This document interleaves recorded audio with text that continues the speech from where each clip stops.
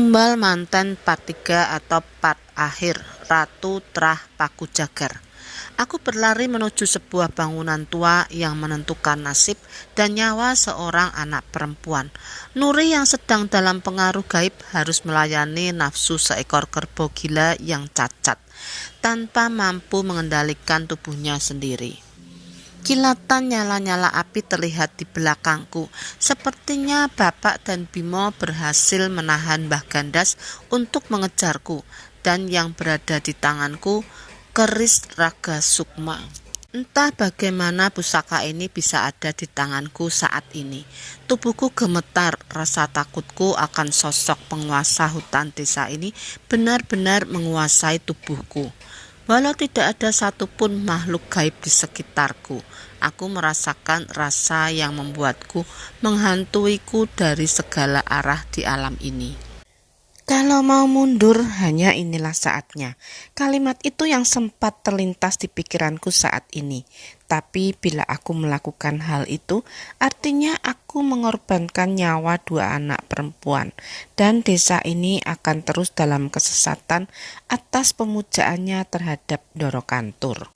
Bisma, ingat, kamu tidak pernah sendiri.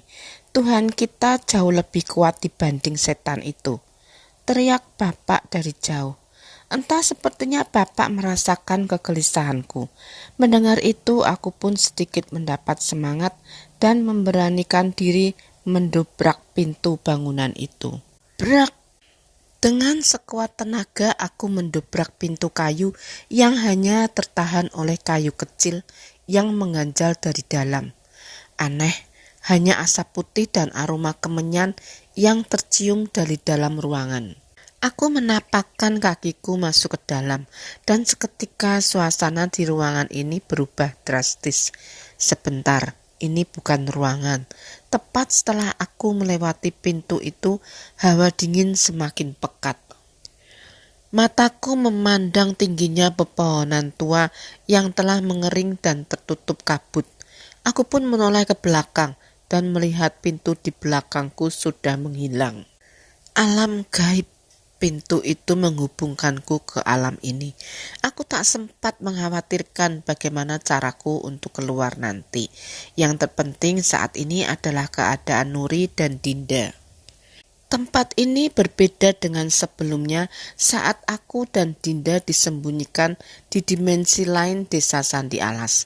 Kali ini aku benar-benar tidak tahu di mana kami berada. Mungkin saja selama ini bangunan keramat ini menyembunyikan alam ini. Suara alunan tembang sinden terdengar dari jauh bersama alunan gamelan yang mengiringinya. Suaranya begitu jauh, namun keberadaan suara itu seolah memang diperuntukkan untuk terdengar hingga ke tempat ini. Aku mencoba untuk terus berjalan mencari keberadaan Dinda dan Nuri. Hanya pohon-pohon kering dan bau amis darah yang tercium di antara kabut pekat ini. Sampai akhirnya samar-samar aku pun melihat pergerakan dari kabut. Itu adalah bayangan sosok seseorang yang tengah menari. Gerakannya begitu gemulai dengan lekukan tubuh yang tergambarkan sempurna oleh bayangan di balik kabut. Suara tembang yang sayup-sayup terdengar seolah mengiringi sosok yang menari itu. Aku mendekat dan semakin menyadari bahwa setiap gerakan tarian itu begitu menawan. Gerakan pinggulnya seolah menggoda siapa saja yang menyaksikannya. Dan bila ku perhatikan, sosok perempuan itu memang sedang menari, seolah merayu seseorang. Jangankan orang itu, melihat bayangannya saja sudah membuatku merasa tergoda. Semakin aku mendekat, semua semakin jelas. Ada obor-obor yang mengelilingi sebuah altar. Di atasnya ada seorang perempuan yang menari. Itu Nuri. Tarian Nuri itu ditujukan pada Kiai Sungu Langkir, sang kerbau gila yang cacat. Ia benar-benar kehilangan kesadarannya dan bertingkah seperti pelacur yang sedang menggoda seorang pria. Tapi yang mengerikan yang ia rayu dengan tariannya itu adalah seekor kerbau yang menjijikan. Sebelum aku mendekat, aku berusaha berhati-hati mencari keberadaan Dinda. Perasaanku tidak enak. Bila ritual ini masih terjadi, mungkin saja terjadi sesuatu yang buruk dengan Dinda. Dan benar saja, baru sebentar aku menolehkan wajahku ke beberapa sisi tempat itu, aku melihat ada seorang perempuan yang terbaring tak sadarkan diri di bawah salah satu pepohonan. Wajahnya pucat, ada bekas darah mengalir dari sisi matanya. "Dinda, bangun Dinda!" Aku mencoba membangunkannya dengan hati-hati, namun tidak ada respon dari tubuhnya. Aku mencoba memeriksa nadi dan napasnya. Beruntung, ia masih bernapas tapi keadaannya cukup parah. "Dinda, bangun!" Aku mengambil minyak rempah yang kubawa dan menggerakkannya di bawah hidung Dinda. Aroma menyengat dari minyak ini seharusnya bisa menyadarkannya. "Mas Bisma?" Dinda tersadar dengan tubuh yang lemah. Ia memegangi kepalanya seolah menahan rasa sakit yang amat sangat. Nuri Mas," ucap Dinda yang masih terus mengkhawatirkan adiknya. Aku berusaha menutup mulutnya agar tidak membuat kegaduhan. Saat Dinda sudah tenang, aku pun menunjukkan apa yang sedang terjadi di tempat itu. Dinda mulai panik saat melihat adiknya tengah menciumi kerbau itu sembari menari dengan sensual. "Apa yang terjadi sama kamu?" tanyaku. Dinda menceritakan bahwa saat ia masuk ke bangunan itu, ia berusaha menyadarkan Nuri dan membawanya pergi. Namun sosok yang sudah merasuki Nuri melawan. "Aku manggil Nuri berkali-kali Mas, tapi dia nggak sadar."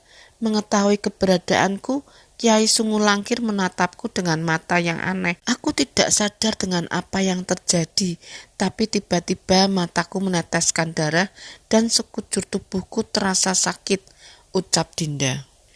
Dinda berteriak, namun tak sedikit pun ada suara yang keluar dari mulutnya. Semakin ia mencoba berteriak, semakin rasa panas di tenggorokannya membakarnya. Aliran darah dari matanya semakin deras dan seperti ada sesuatu yang mengaduk otaknya. Saat Dinda merasa kesakitan, tiba-tiba tatapan wajah Nuri berubah. Ia menarik tubuh Dinda menjauh dari Kiai Sungulangkir hingga rasa sakit di kepala Dinda mulai mereda. Sayangnya rasa sakit itu terlanjur membuatnya kehilangan kesadaran. Dinda hanya melihat adiknya kembali ke arah kerbau cacat itu. "Bodohnya aku, malah Nuri yang menyelamatkanku, Mas," ucap Dinda. Aku pun mengerti apa yang terjadi. Sepertinya Kiai Sungulangkir bukan kerbau biasa. Saat Norokantur merasuk ke tubuhnya, kerbau itu juga memiliki kesaktian untuk melindungi dirinya. "Tunggu di sini biar aku yang menghentikan mereka," ucapku. "Aku ikut Mas, biar aku yang coba nyadari Nuri," balas Dinda. "Kamu yakin?" Dinda mengangguk. Aku memeriksa keadaan Dinda yang sebenarnya masih jauh dari kata pulih. Namun sepertinya aku memang membutuhkan bantuan Dinda untuk menyadarkan Nuri. "Ya sudah, hati-hati, cukup selamatkan Nuri, jangan coba-coba berhadapan dengan kerbau itu," ucapku. Dinda mengangguk, sepertinya ia juga paham dengan keadaannya. Aku menggenggam kerisku dengan erat dan mengincar sosok kerbau yang sedang menikmati tarian Nuri itu. Aku berlari mendekat, namun sebelum aku mencapai Kiai Sungulangkir, tiba-tiba kepalaku terasa sakit. Mataku terasa kabur, tak mampu melihat arah dengan jelas. "Mas!" teriak Nuri. Namun baru saja dia mengkhawatirkanku sejenak, Nuri kembali terjatuh. Sepertinya ia juga merasakan hal yang sama denganku. Sakit, rasa di kepalaku begitu sakit. Tanpa sadar aku menyentuh cairan yang keluar dari hidungku dan menyadari darah mulai mengalir keluar dari tubuhku. "Ini kutukan," ucapku. Aku kembali mencari Dinda untuk mundur menjauh. Sama sekali tidak ada kekhawatiran di antara Kiai Sungulangkir dan Nuri atas kehadiran kami. Kami bukan ancaman bagi mereka. Dinda mulai mengatur napasnya dan berusaha mempertahankan kesadarannya. Ternyata bukan tidak ada orang yang mencoba menghentikan ritual mereka. Mungkin ada, tapi tidak ada yang bisa bertahan dari kutukan yang melindungi ritual ini, ucap Dinda. Aku memandang darah di tanganku yang berasal dari hidungku. Apapun yang terjadi, aku harus menghentikan ritual ini. Setidaknya aku harus menghujamkan keris pusaka ini ke tubuh kerbau itu. Tunggu di sini sampai kuberi aba-aba, ucapku. Mas, jangan nekat. Dinda menarik tanganku dan berusaha menahanku untuk pergi, namun aku dengan yakin melepaskan tangannya. Kita tidak punya pilihan lain. Takut, sudah pasti. Belum pernah aku merasakan rasa sakit sesakit ini. Tapi belum pernah juga aku merasa memiliki alasan untuk melakukan sesuatu, walau nyawaku taruhannya. Sebenarnya bukan bertaruh, tapi perasaanku saat ini lebih ke merasa yakin bahwa Tuhan yang mentakdirkanku berada di sini dan menjadikanku jalan untuk menghentikan tragedi ini. Sakit, terlalu sakit. Seluruh panca indraku seolah dihantam bertubi-tubi oleh benda yang begitu keras. Telingaku sakit dan terus berdengung. Mataku terasa seperti terbakar dan tak mampu menatap dengan jelas. Aku begitu sulit melangkah, seolah ada dinding tak kasat mata yang menahanku untuk melangkah lebih jauh. Tuhan, Kau boleh mengambil nyawaku kapan saja, tapi setidaknya izinkan aku menghentikan ritual keji ini, doaku dalam hati. Sudah Mas. Samar-samar terdengar suara Dinda yang menahan tangis. Aku yakin dia tidak tega melihat darah yang terus mengalir dari setiap lubang di kepalaku ini, tapi itu tidak cukup untuk menghentikanku. Di tengah suara berdenging di telingaku, samar-samar suara tangis Dinda berubah menjadi alunan doa. Itu adalah doa yang aku ajarkan padanya. Aku tak menyangka masih bisa mendengar suara itu walau dengan semua rasa sakit ini. Aku pun mengulang doa-doa yang sama dengan yang dibacakan oleh Dinda. Berbekal keyakinanku pada Sang Pencipta dan keris pusaka yang dipinjamkan padaku ini, aku pun menegaskan kembali langkahku. Entah mataku yang dalam pengaruh kutukan atau tidak, samar-samar aku melihat sosok makhluk berwujud kakek tua berambut panjang di hadapanku. Ia berjalan dengan bungkuk mendahului di depanku. Manusia, bukan? Tidak ada wujud manusia semengerikan kakek itu. Namun entah mengapa dengan berjalan di belakangnya, aku merasa sanggup menahan semua kutukan yang menyerangku. Namun kejadian itu hanya sebentar. Setelahnya sosok itu tiba-tiba menghilang dan tanpa sadar aku sudah berada di dekat Kyai Sungu Langkir. Aku pun tidak menyia-nyiakan kesempatan itu dan menghujamkan keris raga sukma di tubuh kerbau yang menjijikan itu. Suara teriakan mengerikan kerbau itu pun terdengar hingga ke seluruh penjuru alam itu. Ia mengamuk kesakitan. Aku membiarkan keris raga sukma tetap menancap di tubuh kerbau itu, sementara aku berusaha menghindar dari amukan kerbau cacat itu. Benar, kutukan itu menghilang tepat setelah aku berhasil menyerang Kyai Sungu Langkir. Dasar kurang ajar, ucap Nuri dengan suara yang mengerikan. Jelas Nuri sedang dikuasai sosok lain. Nuri mengambil beberapa melati yang menjuntai menghias rambutnya, meniupnya dan melemparkannya ke tanah.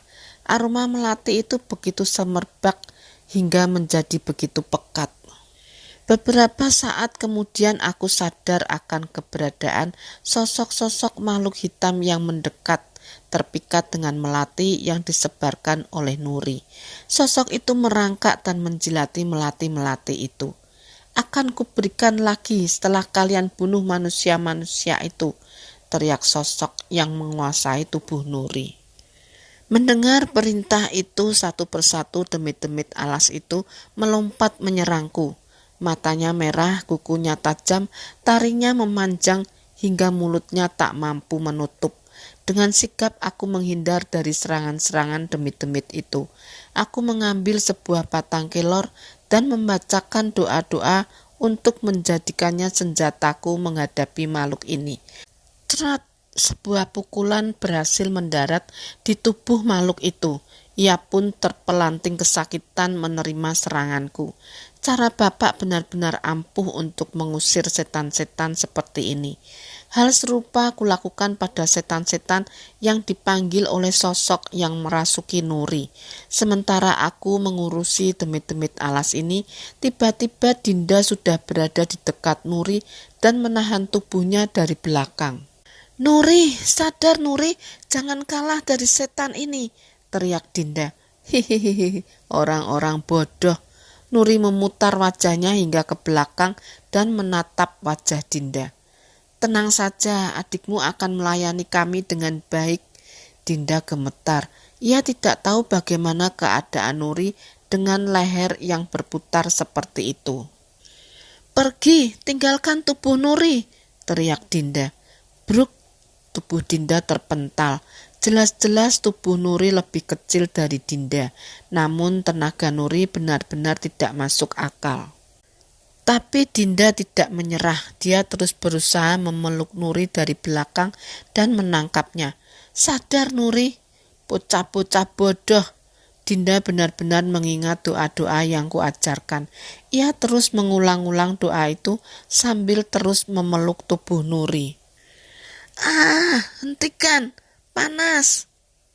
Sosok di dalam tubuh Nuri mulai merasa tidak nyaman. Doa-doa yang dilantunkan oleh Dinda membuatnya merasa panas dan terbakar.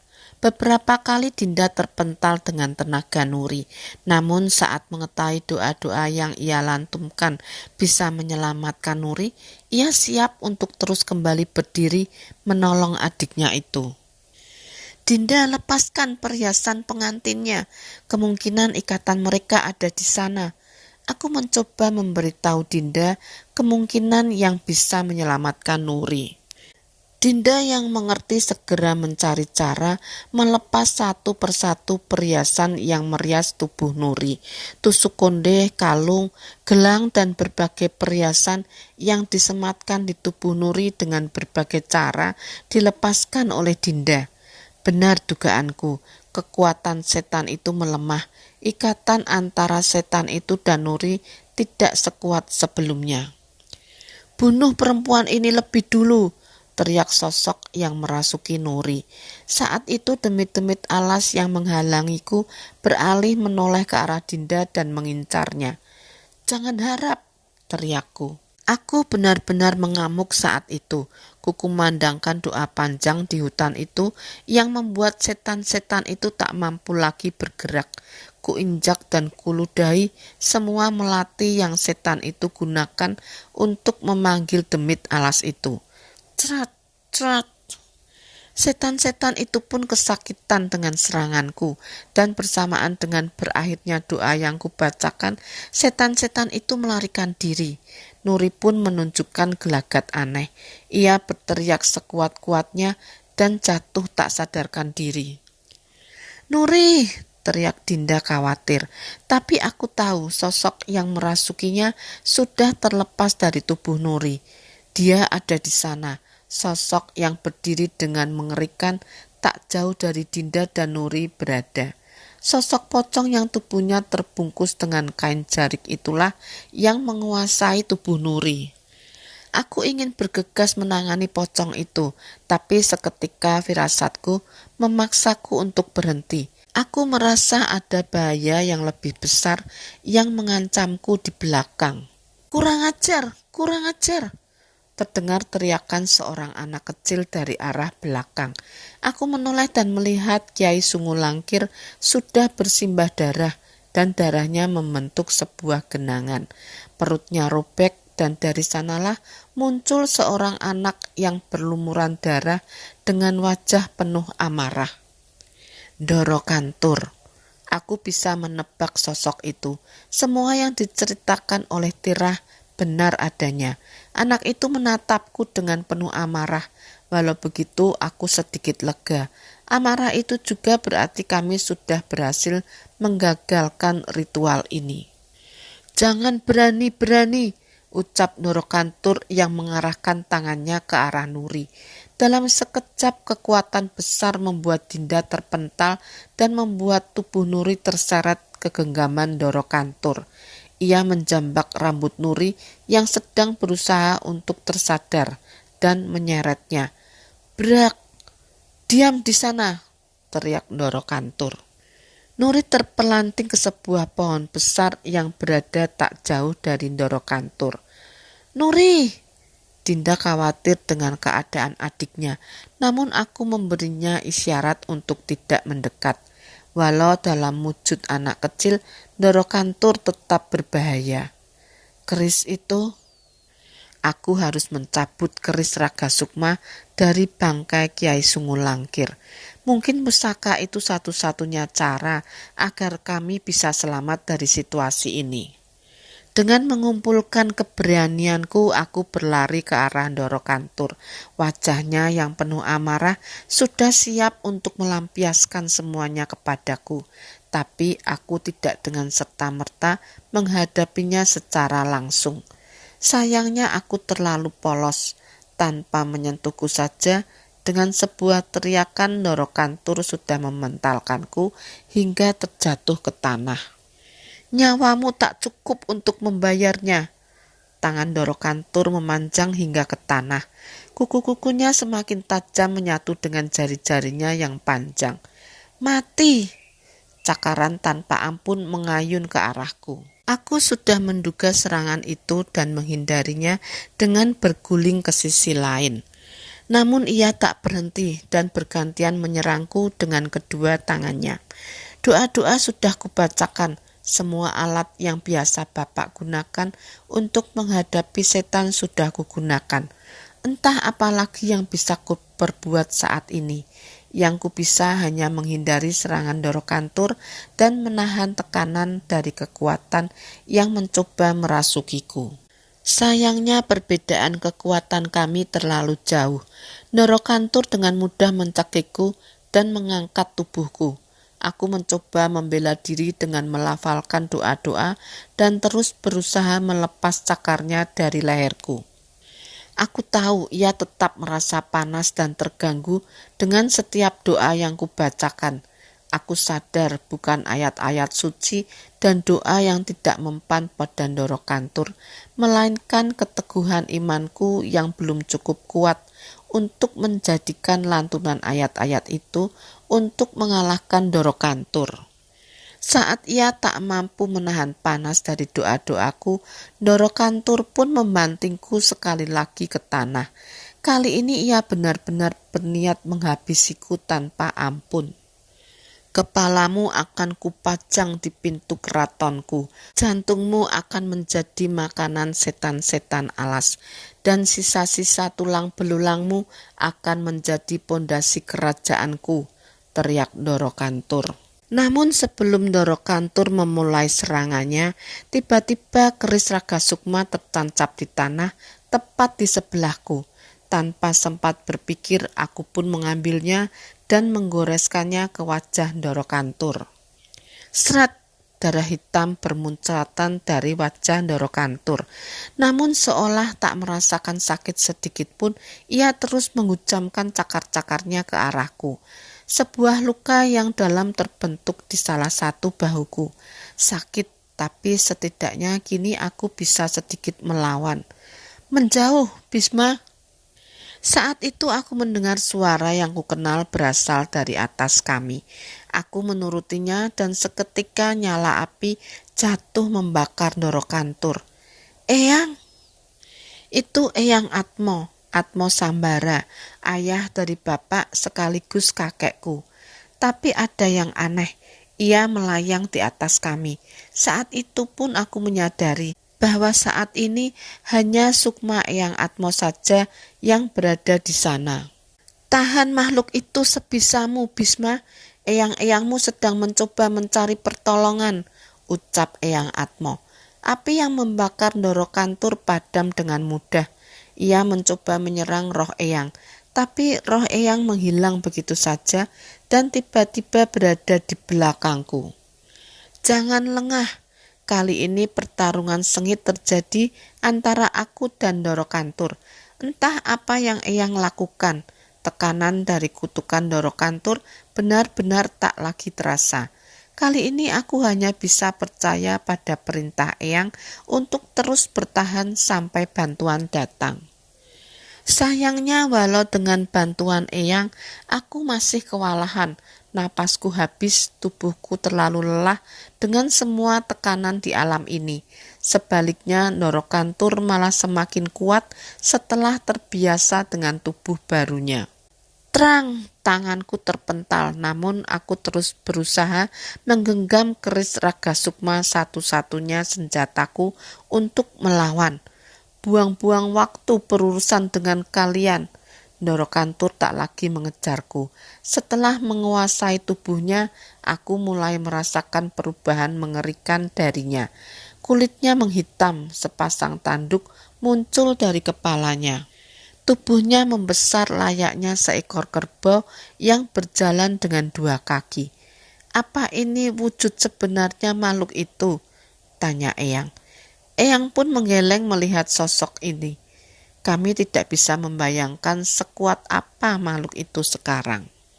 Tapi di tengah kebingungan kami, tetesan hujan mulai jatuh.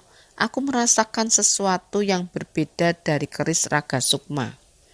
Ada sebuah permata kecil berwarna biru yang menyala. Tak lama kemudian permata putih ikut menyala.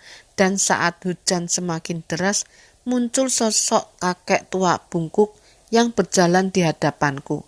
Selang beberapa saat, seketika juga muncul seorang pendekar yang berdampingan dengan makhluk itu. Siapa mereka? Tanyaku. Yang Akmal meletakkan jarinya di depan bibirnya. Kamu belum pantas untuk berbicara dengan mereka. Sepertinya eyang-eyangmu yang lain berhasil memanggil mereka. Aku tidak mengerti apa yang dimaksud Eyang, tapi dalam sekejap hal yang tidak kuduga terjadi. Kakek itu tertawa terkekeh-kekeh sembari melompat ke berbagai arah, sedangkan sang pendekar dengan cekatan menghajar Ndoro Kantur. Wujud mengerikan Ndoro Kantur menjadi bulan-bulanan kedua makhluk itu. Brengsek, mengapa kalian makhluk dari zaman dulu ikut campur? Teriak Ndoro Kantur. Tak ada jawaban dari mereka. Sebaliknya teriakan itu dibalas dengan cakaran kakek tua itu yang merobek-robek tubuhnya. Entah, aku tidak menjelaskan apa yang terjadi, tapi dalam waktu singkat tubuh Ndoro Kantur penuh luka. Kalau aku dalam wujud sempurnaku, kalian pasti sudah mati. Bruk, sekali lagi sesumbar Ndoro Kantur dibalas dengan pukulan yang membuatnya terkapar di tanah. Saat itu Nuri tersadar, ia menoleh ke arah Ndoro Kantur dan menyadari kehadiran Dinda. Mbak Dinda, Nuri, kamu gak apa-apa Nuri? Dinda lega mendapati adiknya tersadar. Di tengah guyuran hujan, dia memaksa dirinya untuk berjalan dan menyambut adiknya itu. Dinda benar-benar mengenali adiknya itu. Ia segera memeluknya dan tak mampu menahan tangis. Mbak Dinda yang membawa mereka ke sini, tanya Nuri. Dinda mengangguk sambil terus memeluk adiknya tersayang itu. Alih-alih membalas pelukan Dinda, tiba-tiba Nuri justru membawa tubuh Dinda mendekat ke bangkai Kiai Sungu Langkir. Tak diduga Nuri mendorong tubuh Dinda hingga tanduk tajam Kiai Sungu Langkir menembus tubuh Dinda. Nuri, Dinda tidak percaya dengan apa yang terjadi. Dinda. Aku berlari menghampiri Dinda, sementara Nuri mundur menjauh dari Dinda dengan wajah penuh amarah. Pengganggu, ucapnya. Aku yakin tidak ada sosok apapun yang merasuki Nuri. Aku yakin yang melakukan ini adalah Nuri dalam keadaan sadar. Apa maksudmu? Apa yang kau lakukan dengan kakakmu? Teriakku. Dinda menahan rasa sakitnya. Ia terbatuk hingga memuntahkan darah. Aku tidak yakin akan apa yang bisa selamat dengan luka seperti ini. Melihat hal itu tak disangka Ndoro Kantur tersenyum. Ia tertawa puas melihat kejadian itu. Kalian mengganggu, benar-benar mengganggu, ucap Nuri. Ia merapikan rambutnya dan kembali memasang beberapa tusuk konde di rambutnya. Siapa kamu sebenarnya? Tanya Eyang Atmo. Nuri tersenyum dengan wajah berbeda. Wajahnya tidak lagi polos, seolah tak perlu lagi menyembunyikan apapun. Nyai Ratu, akhirnya engkau kembali, Nyai Ratu. Hahaha, ucap Ndoro Kantur. Nyai Ratu, apa maksud Ndoro Kantur? Di hadapanku hanyalah sosok anak berumur belasan tahun. Tak kusangka aku harus bangkit dengan keadaan seperti ini. Bagaimana bisa rencanaku gagal dengan manusia bodoh seperti ini? Protes Nuri pada Ndoro Kantur. Pergilah Nyai, biar aku yang mengurus mereka semua. Mereka tidak pantas untuk berhadapan dengan Nyai. Ucap Ndoro Kantur yang masih sengit beradu ilmu dengan kedua sosok yang melindungi kami. Saat itu Nuri melenggang begitu saja meninggalkan kami. Dinda mengangkat tangannya mencoba meraih adiknya itu. Nuri, jangan pergi Nuri, ucap Dinda dengan lemah. Benar-benar makhluk bodoh, ucap Nuri tertawa membalas capaian tangan Dinda. Nuri mengangkat tangannya seolah memberi pertanda pada beberapa sosok. Sosok pocong berkain jarik itu tiba-tiba melepas kainnya dan mengikatkannya di pinggang. Di balik kainnya ternyata ia mengenakan pakaian kerajaan yang sangat kuno. Ada beberapa bayangan lagi yang tiba-tiba muncul dan mengikuti Nuri. Hehehe, adikmu adalah titisan Nyai Ratu Tanusedo Pakujagar. Semua ritual setiap 10 tahun ini adalah cara untuk menemukan dan membangkitkan Nyai Ratu. Hehehe. Tunggu, jadi Nuri adalah titisan sosok Nyai Ratu itu. Apa maksudnya ini? Bagaimana ini bisa terjadi? Gagalnya ritual ini sudah menggagalkanku mendapatkan tubuh sempurna. Aku akan membalasnya beberapa puluh tahun lagi setelah mendapatkan seluruh kekuatanku. Setelah aku membangkitkan kembali pasukan-pasukan Pakujagar, ucap Nuri yang mulai meninggalkan kabut tanpa ragu. Jangan dikejar, teriak Eyang Atmo. Tapi Eyang Atmo melayang ke hadapanku. Ia benar-benar melarangku untuk pergi. Anak itu membutuhkanmu. Aku menoleh ke arah Dinda. Ia benar-benar kesulitan untuk bernapas. Saat ini aku hanya bisa menutup lukanya dengan kain seadanya untuk menghentikan pendarahannya. Nuri, Mas, Nuri gimana? Tanya Dinda. Air mataku menetes melihat keadaan Dinda. Bahkan di kondisi nyawanya yang berada di ujung tanduk, ia masih mengkhawatirkan adiknya yang berniat membunuhnya itu. Nuri selamat, tenang saja Dinda, nanti kita akan bawa dia kembali, ucapku. Tanpa ku sadari tiba-tiba alam berkabut ini berubah menjadi sebuah ruangan kecil berdindingkan kayu. Aroma kemenyan tercium semerbak di tempat ini. Ini bangunan tadi, tanyaku. Aku menoleh ke arah Ndoro Kantur. Saat itu ia sudah tak berdaya dengan berbagai luka menghiasi tubuhnya. Hahaha, tugasku sudah selesai. Aku tidak peduli dengan apa yang kalian lakukan padaku. Hahaha. Benar saja, seolah menjawab tantangan Ndoro Kantur, kedua sosok roh yang menolongku itu merobek tubuh Ndoro Kantur hingga terbelah menjadi dua.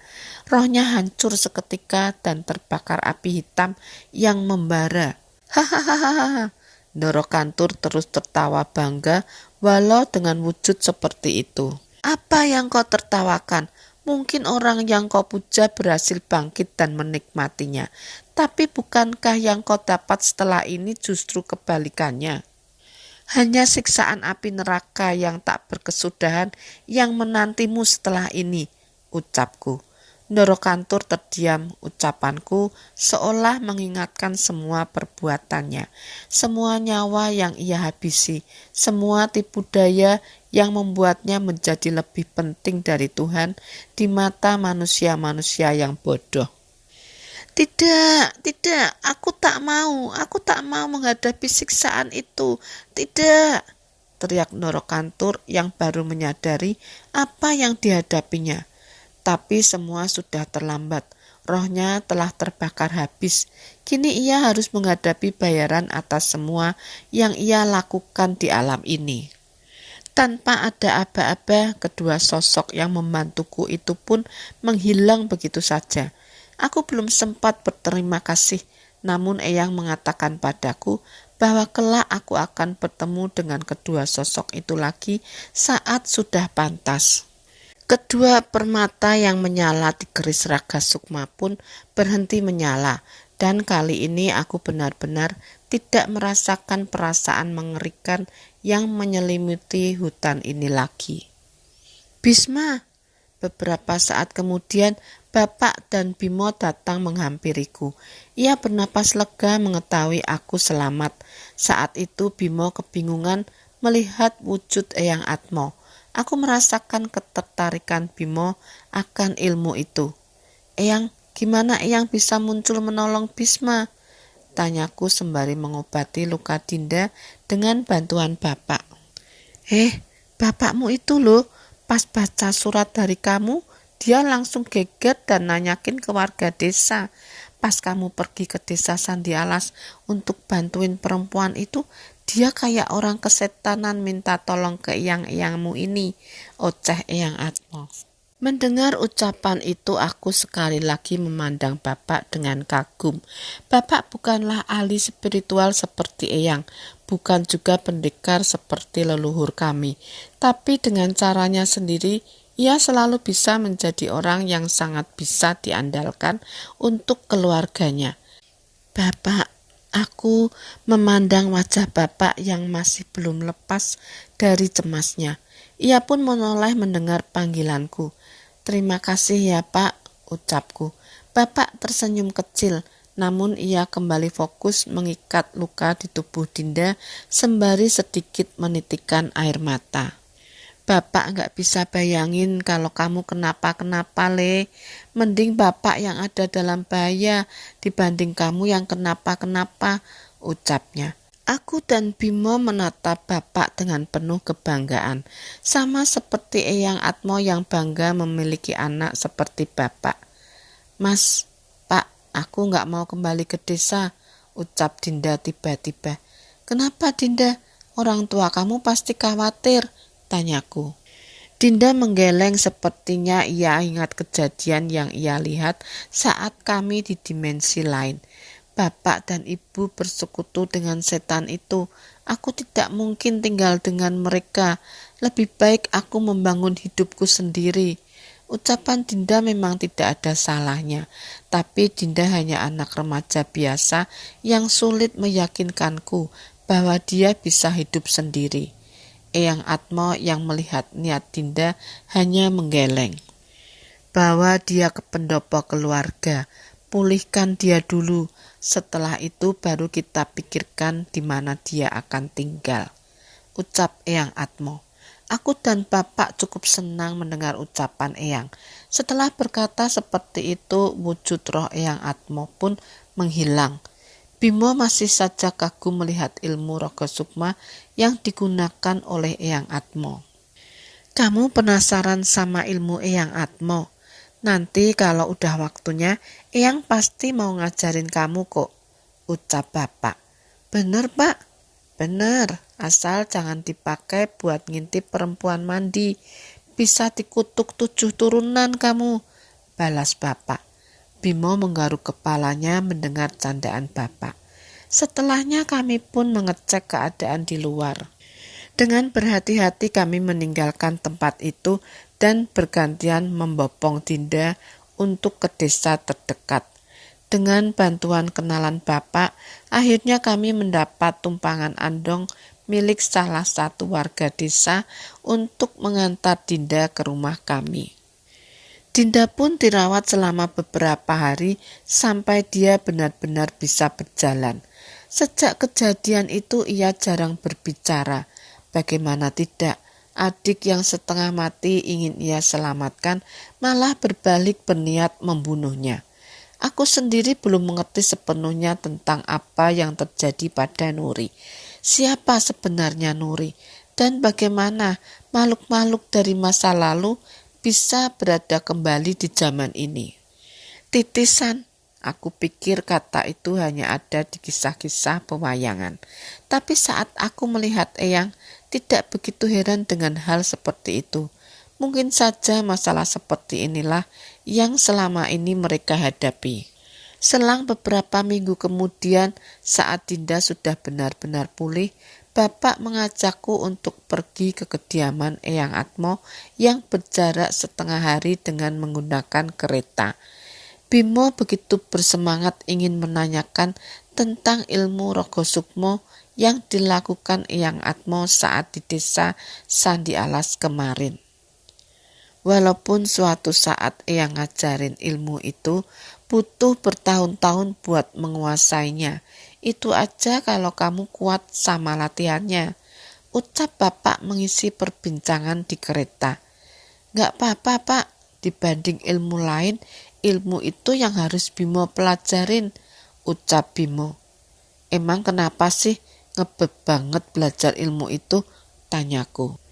Bimo merenung sejenak sembari menikmati pemandangan di luar jendela kereta.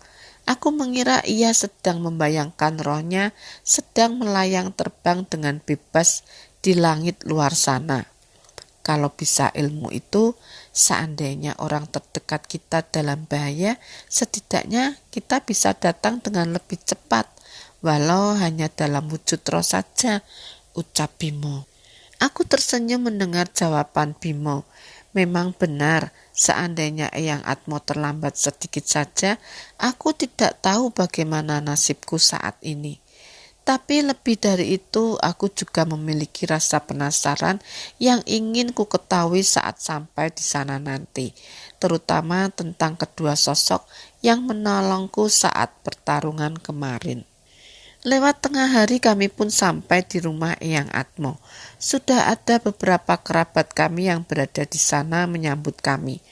Oh, ini Nak Dinda, sambut Eyang Resti nenekku, istri dari Eyang Atmo. Iya Eyang, maaf ya Dinda ngerepotin.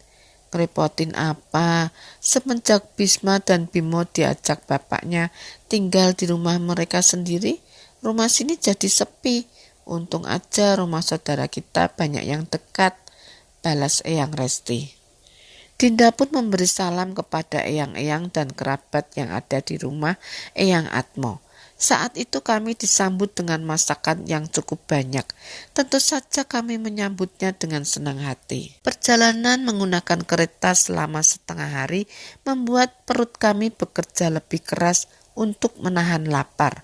Aku melihat Bapak benar-benar menikmati masakan Eyang. Mungkin baginya datang ke tempat ini seolah merasakan pulang ke rumahnya semasa kecil. Makan yang banyak ya Le, habisin aja gak apa-apa, ucap Eyang Resti yang senang melihat kami makan dengan lahap. Gak usah disuruh Eyang, Bimo mah otomatis jadi tim sapu bersih, ucapku. Jangan jujur-jujur Thomas, balas Bimo.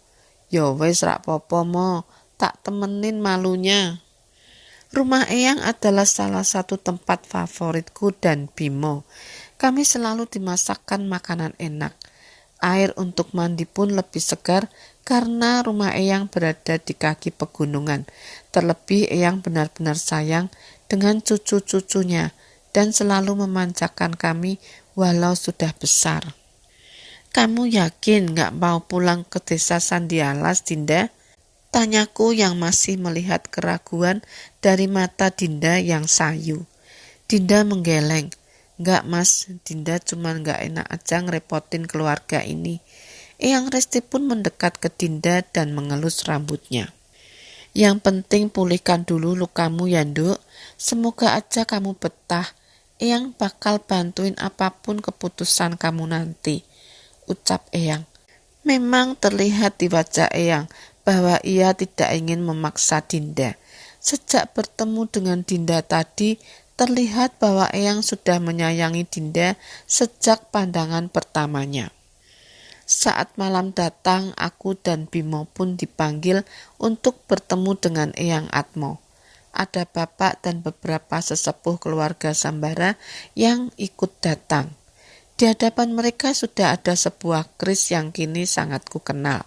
Dulu aku hanya sempat melihatnya dari jauh, tapi sekarang aku merasa begitu dekat dengan keris itu. "Bisma, kamu tahu keris ini kan?" tanya Eyang Atmo. Aku mengangguk berusaha bertingkah sesopan mungkin di antara eyang-eyang keluarga Sembara. Eyang Atmo menggeleng heran menatap keris itu. "Kami juga gak nyangka-nyangka, gimana bisa keris ini datang menghampiri kamu sendiri," ucap Eyang Atmo. "Jadi bukan Eyang yang ngirim?" tanya bapak. "Piye carane ngirim? Kalau pakai pos 1 minggu baru sampai," balas Eyang Atmo. Aku ikut tertawa, namun aku masih berusaha menjaga sikapku di antara eyang-eyang yang lain. "Bisma, mungkin kamu sudah mulai sadar bahwa begitu banyak hal yang tidak masuk akal terjadi di sekitar kita.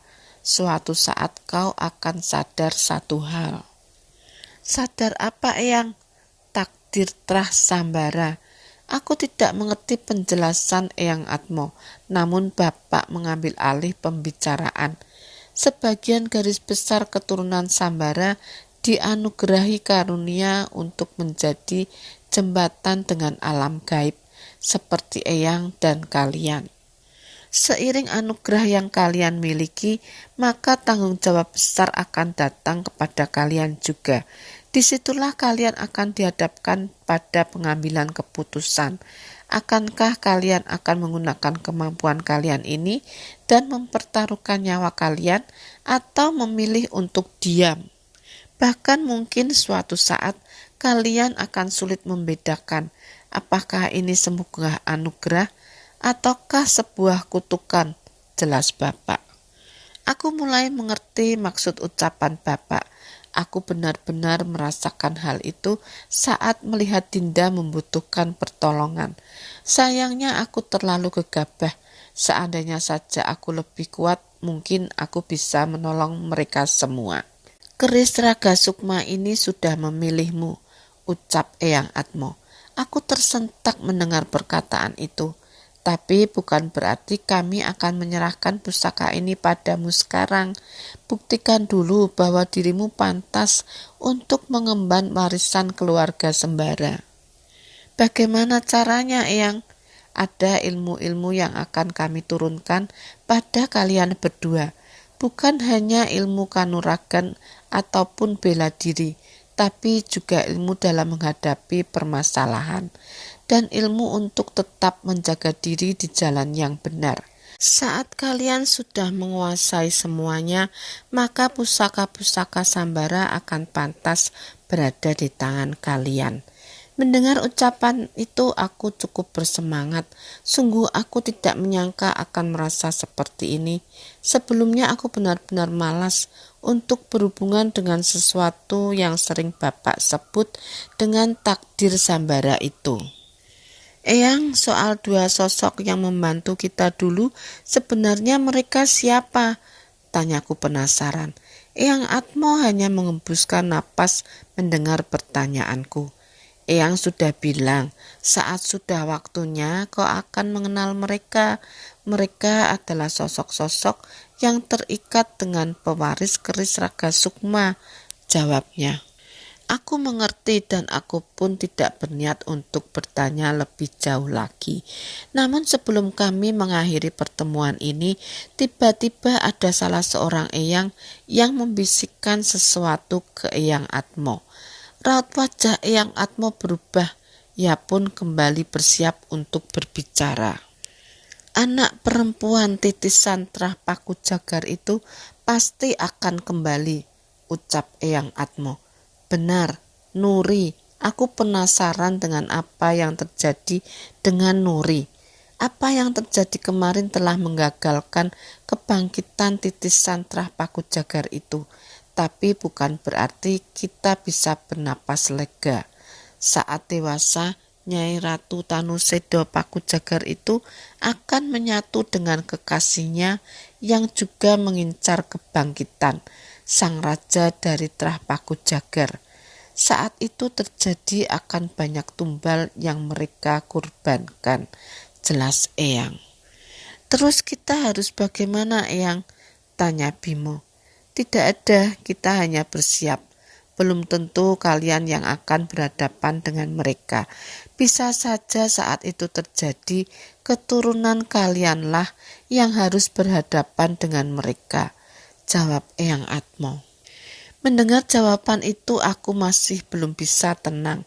Jauh di sisi hatiku masih berharap, apakah ada jalan untukku mengembalikan Nuri menjadi adik yang baik seperti sebelumnya, atau malah memang tidak pernah ada Nuri yang polos sebagai adik Dinda. Setidaknya aku harus bersiap. Trah Paku Jagar pasti merupakan nama yang akan membawa bala bencana. Setidaknya ada yang bisa kupersiapkan dan kuwariskan ketika Trah itu kembali bangkit dan mengancam kehidupan manusia dan keturunanku. Tamat. Sekian teman-teman ceritanya. Terima kasih yang sudah menonton video ini. Mohon maaf apabila ada salah kata. Yang belum subscribe bisa bantu subscribe, like dan komen agar channel aku terus berkembang.